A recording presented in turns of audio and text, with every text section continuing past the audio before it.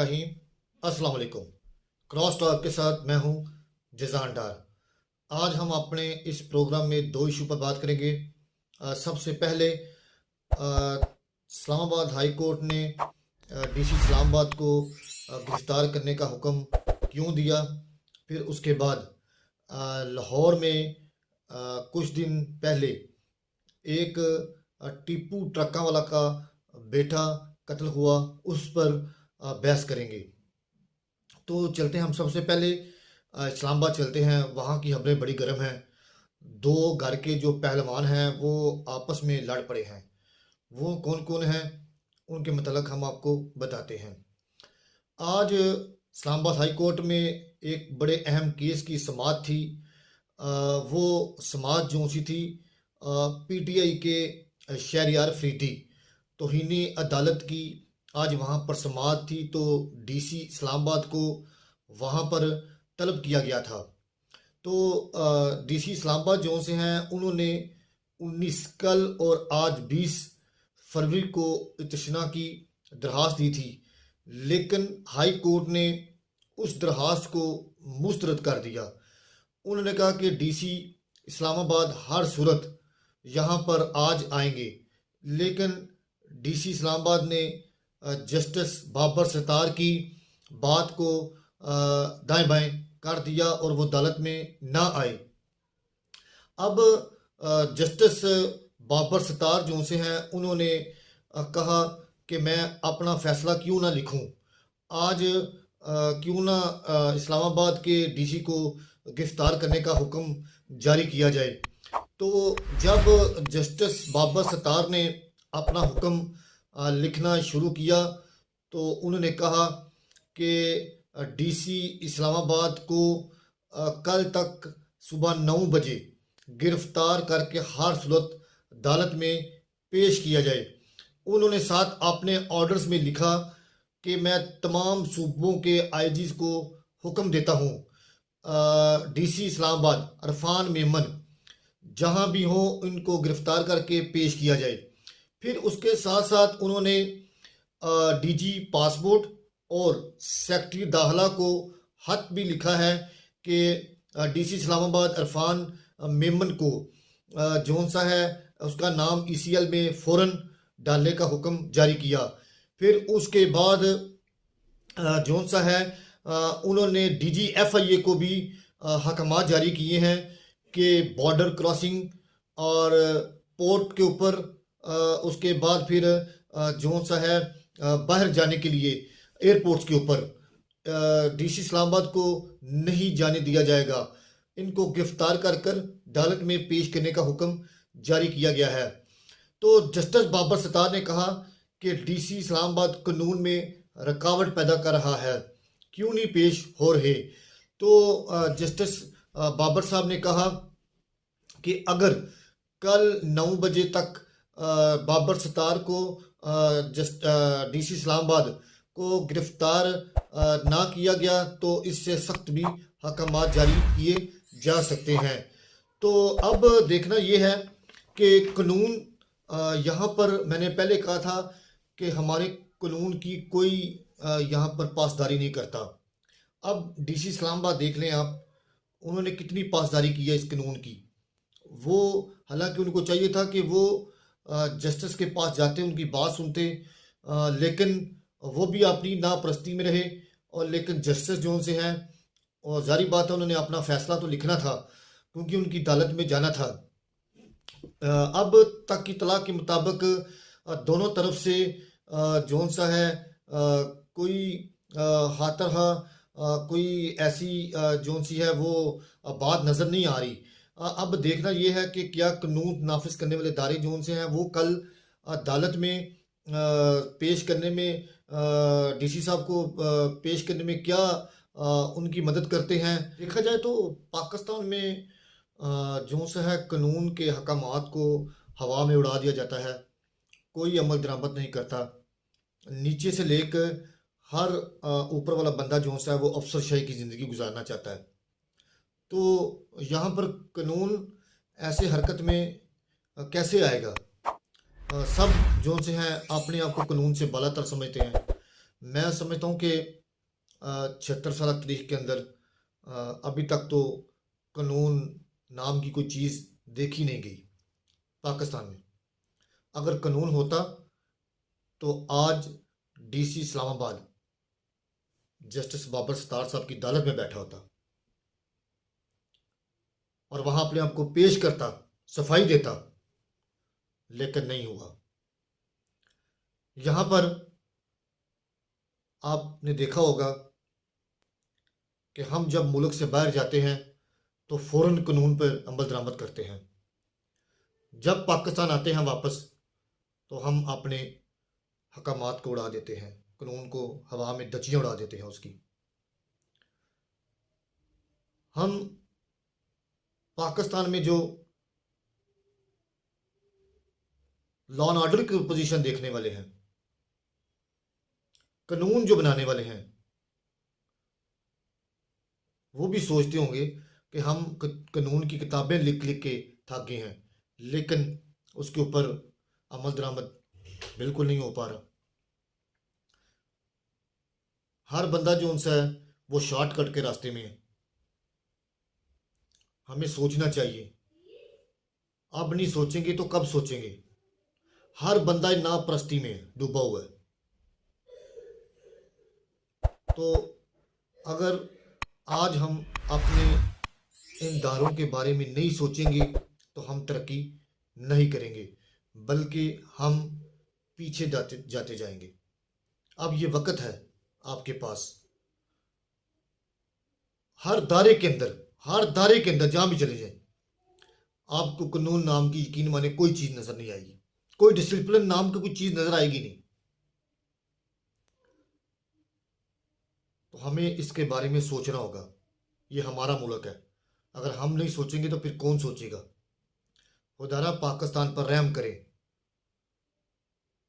पाकिस्तान की हालत के ऊपर रहम करे। अगर आज नहीं करेंगे तो फिर कब करना है? ये ऐसे ही चलते रहना है। पाकिस्तान ऐसे चलने का मुतम्मल नहीं रहा। हमें सबको सबसे पहले अपने गिरोबानों में देखना होगा, झांकना होगा, देखना होगा, फिर आगे जाना होगा। कहते हैं किसी को तनकीद करने से पहले पहले खुद की सलाह कर लो, बेहतर है। तो हमें सबसे पहले अपनी इस्लाह खुद करनी चाहिए। जी, तो अब चलते हैं लाहौर। जैसा कि आपको पता है, गुज़श्ता रोज़ टीपू ट्रकावाला का बेटा मीर बलाज जौन सा है, वो एक शादी पर उसको कत्ल कर दिया गया। तो ये ख़ानदान टीपू ट्रकावाला, ये पाकिस्तान का एक नामी ग्रामी ख़ानदान कहलाता है। इसकी हिस्ट्री हम आपको थोड़ी सी बताते चलते हैं। जो इनका दादा था बिल्ला ट्रकावाला, तो फिर बिल्ला ट्रकावाला का जो बेटा था वो था टीपू ट्रकावाला। उनका सीधा नाम था मीर आरफ। मीर आरफ जो से थे उनको टीपू ट्रकावाला कहते थे।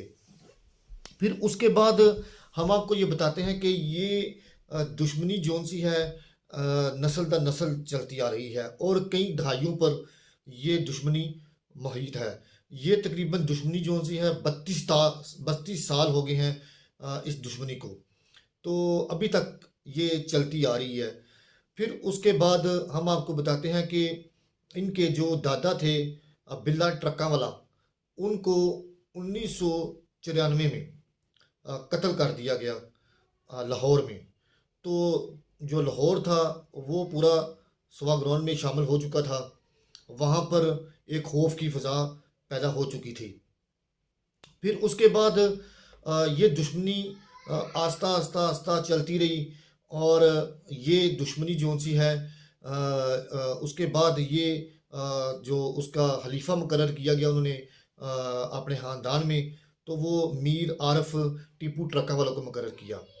तो मीर आरफ जो से टीपू ट्रकावाले जो से थे उन्होंने समझा कि अब जो सा है ये दुश्मनी आगे बढ़ेगी और ये चलती जाएगी।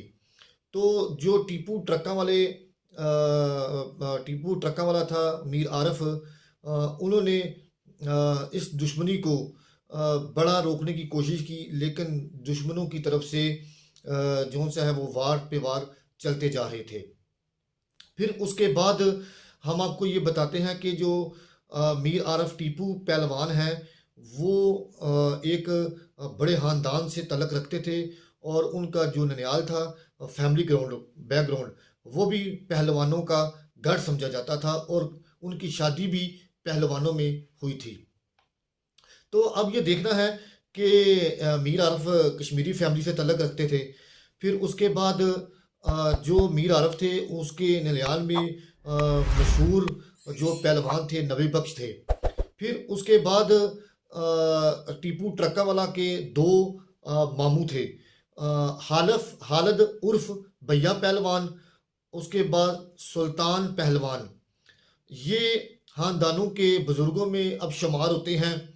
जैसा कि हम आपको बताते हैं कि जो भैया पहलवान हैं, वो इस वक्त गुड्स ट्रांसपोर्ट के साथ कारोबार की निगरानी करते हैं, और भैया पहलवान का डेरा मशहूर मस्जिद शबे बर के अकब में वाक़या है। तो अब हम आपको ये बताते हैं कि ये दुश्मनी रुकी नहीं, बल्कि ये चलती रही, ये नस्ल नस्ल चलती रही। तो अब बात फिर हम थोड़ा सा आपको पीछे लेके चलते हैं, बिल्ला ट्रक्का वालों के जो सा है वो कैसे इस बदमाशी में आए, और उन्होंने इस ख़ानदान में कैसा नाम बनाया, उसके मतलब हम आपको बताएंगे। तो 1993 में टीपू ट्रक्का वाला जो सा था, उनके जो दो दोस्त थे, हनीफ उर्फ हनीफा बाबा, और उसके बाद शफीक उर्फ बाबा, ये दोनों जो से थे टीपू ट्रक्का वाला के दोस्त थे, बिल्ला ट्रक्का वालों के दोस्त थे। तो ये दोनों भाई थे, और ये दोनों जो से हैं बिल्ला ट्रक्का वालों के मुहाफ़िज़ भी रहे हैं। तो वहाँ पर ये लड़ाई कैसे शुरू हुई?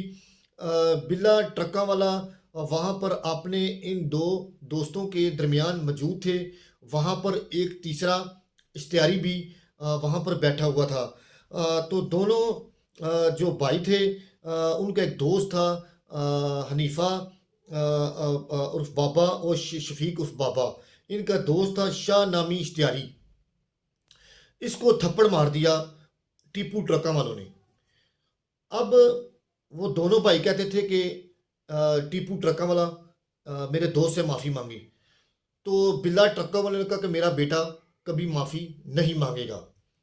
तो जब माफ़ी ना मांगने की बात आई, तो जो दोनों भाई थे, हनीफ उर्फ हनीफा और शफीक उर्फ बाबा, तो उन दोनों भाइयों ने ठान ली थी कि बिल्ला ट्रक्का वालों को कैसे मारना है। तो 1994 में फिर उन दोनों भाइयों ने बिल्ला ट्रक्का वालों को लाहौर में कत्ल कर दिया।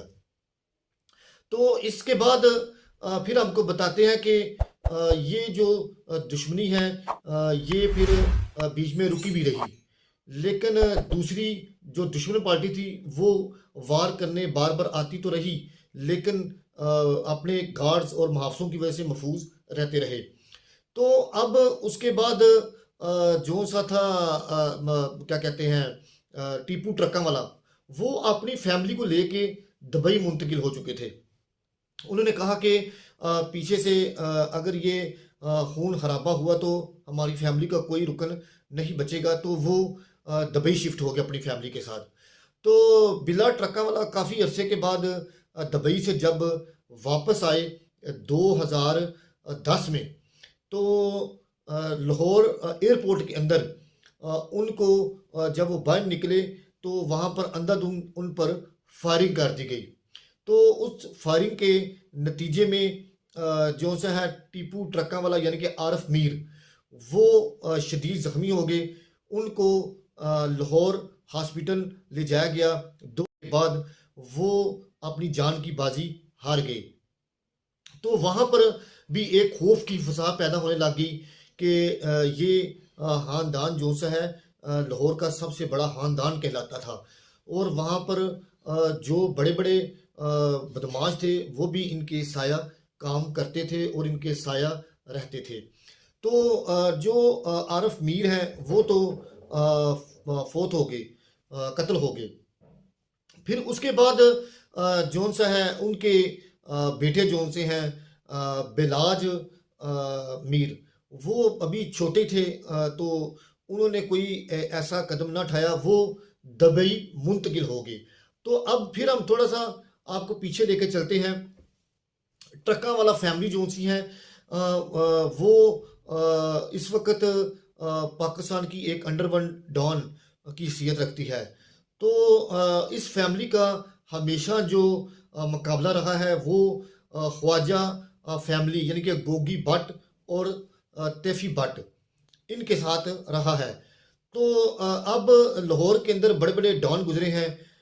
इनकी जो ख़ानदानी दुश्मनियां हैं, उनकी जो दास्तानें हैं वो बड़ी बरसों तक मुहित रही हैं। और इन जो से हैं लड़ाई में दर्जनों अफराद कत्ल हो चुके हैं, बल्कि दर्जनों से भी ऊपर अफराद कत्ल हो चुके हैं। तो जी अब हम चलते हैं अपने असल जो प्रोग्राम का हिस्सा है, जिनके मतलब हमने आपको बताना है मीर बलाज कौन था। मीर बलाज मीर आरफ टीपू ट्रकावाला का बड़ा साहबजादा था। इसकी उम्र 32 साल थी और ये दुबई में मुकीम था। मीर बलाज को अगर देखा जाए तो वो उर्दू बहुत कम बोलता, उसको ज़्यादा इंग्लिश ज़बान आती है। तो मीर बलाज काफ़ी अरसा थे अपनी फैमिली के हमरा जो सा है वो दुबई में मुकीम रह रहे थे। मीर बलाज 2 भाई थे और एक बहन थी, और मीर बलाज के 2 बच्चे थे। एक की उम्र 5 साल थी और एक की उम्र 4 साल थी। तो मीर बलाज जो से हैं वो दुबई में साथ साथ कारोबार के साथ मुंसलिक भी थे, और फिर उसके बाद वो पाकिस्तान में भी अपने कारोबार की निगरानी कर रहे थे। तो मीर बलाज दुबई से पाकिस्तान आए। तो पाकिस्तान में आकर उन्होंने अपने घर में डेरा पर एक बहुत बड़ी पार्टी का अरेंजमेंट किया। उन्होंने कहा कि मैं किसी किस्म की कोई ख़ानदानी दुश्मनी को आगे परवाह नहीं चढ़ाना चाहता। उन्होंने ये पैगाम दिया दुश्मनों को कि हम मज़ीद दुश्मनी की तरफ नहीं जाना चाहते, हम जौन सा है एक साथ मिलकर रहना चाहते हैं। लेकिन दुश्मनों को मीर बलाज की ये बात पसंद ना आई। तो मीर बलाज जो से हैं वो एक खौफ में मुबतला रहने लगे। मीर बलाज जो से वो हर वक्त अपने आप को यानी कि समझ लें कि वो फील करने लगे कि शायद मुझे आज कोई मार जाएगा, मुझे आज कोई मार जाएगा। उनके ज़हन में हम वक्त यही बात चलती थी। उन्होंने अपनी सिक्योरिटी में भी काफ़ी इजाफा कर रखा था। फिर उसके बाद मीर बलाज जो से हैं उनके ऊपर कातलाना हमला कैसे हुआ, कहाँ हुआ, वो हम आपको बताते हैं। मीर बलाज जो से थे अपने घर से शादी से निकलने से पहले उन्होंने अपने व्हाट्सएप पर एक पैगाम जारी किया। उन्होंने कहा, ए अल्लाह, हमने तेरी तरफ आना है और जिसमें तेरा फैसला है तू बेहतर समझता है। ये व्हाट्सएप स्टेटस अभी भी उनके मोबाइल पर मौजूद है, और कई जो न्यूज़ एजेंसीज हैं वो चला चुकी हैं इस मैसेज को। तो खैर बलाज मीर जो से हैं वो अपने एक साबका डीएसपी सैयद इकबाल अकबर के बेटे इमरान अकबर की शादी चूंग में एक निजी सोसाइटी में पहुंच जाते हैं। वहाँ पर जब वो जाते हैं तो उनका दुश्मन भी उनके आसपास कहीं घूम रहा होता है। वो दुश्मन जो सा है उसका नाम मुजफ्फर है, जो बलाज को कत्ल करता है। अब जो दुश्मन है वो तो उधर वो भी एक शादी में डीएसपी के बेटे की शादी में शिरकत जो उसने की है वो उसका मेहमान नहीं था। जो मुजफ्फर था कातिल, वो उसका मेहमान नहीं था, लेकिन वो बलाज को मारने के लिए वहाँ पहुँचा हुआ था। अब बलाज जो सा है वो शादी से रुखसत होने के लिए बाहर निकल रहा था। तो जो मुजफ्फर था उसने 2 दफ़ा सेल्फी लेने की कोशिश की, लेकिन वो नाकाम हुआ। उसके गार्ड और उसके भाई ने उसको पीछे कर दिया। तीसरी मर्तबा वो कामयाब हो गया। वो आगे से होकर बिलाज की सेल्फी लेने के लिए उसके पास आया, लेकिन उसने बिलाज को सेल्फी तो ले ली, लेकिन साथ पिस्टल निकाल कर बिलाज को उसने फायर भी मार दिया। बिलाज जो है वहाँ पर ज़ख्मी हो गया। फिर बिलाज को वहाँ से जना अस्पताल मुंतकिल कर दिया गया। तो बिलाज वहाँ पर जो से हैं जामना ना हो सके, वो वहाँ पर वफात पा गए। तो लाहौर के अंदर एक और खौफ की फिजा पैदा हो गई कि ये किस तरफ मामला जा रहा है। फिर उसके बाद बिलाज के साथ बिलाज के दो दोस्त भी थे, वो भी शदीद ज़ख्मी हैं। जो दो दोस्त हैं उनका नाम फरीदैन भट्ट और सुलेमान अकबर है। हमलावर को उसी वक्त बिलाज के जो गार्ड्स हैं उन्होंने मौके पर उसको मार दिया। अब देखना ये है कि जो मुकदमा दर्ज हुआ है वो तरीफ भट्ट उर्फ तीफी भट्ट के ऊपर और गोगी भट्ट के ऊपर मुकदमा दर्ज हुआ है। अब ये मुलजम कौन है? मुलजम जो सा है मुजफ्फर हुसैन, ये तीफी भट्ट का मालशिया है और ये अरसा 22 साल से उनके साथ रह रहा है। जो मुजफ्फर हुसैन की बीवी है उसको भी गिरफ्तार कर लिया गया है और उसके कुछ जो दोस्त हैं उनको भी वहाँ से तीफी भट्ट के डेरे से गिरफ्तार कर लिया गया है। तफ्तीश अभी जारी है। हमारी तलात के मुताबिक, हमारे ज़राए के मुताबिक तीफी भट्ट वो उसी कत्ल की रात जो सा है वो कराची से दुबई रवाना पहुंच चुके हैं। वो वहां पर भाग चुके हैं। उनके छापे के लिए टीमें तश्कील दे दी गई हैं उनको पकड़ने के लिए। तो अब मज़ीद इन्वेस्टिगेशन इस बात के ऊपर जारी है कि अब इनको जो इनके सूरतकार हैं उनको कैसे पकड़ा जाए। अब मुकदमा जो सा है तीफी भट्ट के अपना बिलाज के भाई की मदयत में दर्ज कर लिया गया है। तीफी भट्ट और गोगी भट्ट और इनको गिरफ्तार करने के लिए हमारे ज़राए के मुताबिक कई जो लोग हैं उनके डेरों पर भी छापे मारे जा रहे हैं और इनके घरों पर भी छापे मारे जा रहे हैं। और सबसे अहम बात यह है कि जो टीपू ट्रकों वाला का जो ग्रुप है ये पाकिस्तान में एक बड़ा नाम रखता है, बड़ा जाना जाता है और इनके जो दुश्मन हैं वो इनको चैन से नहीं बैठने देते।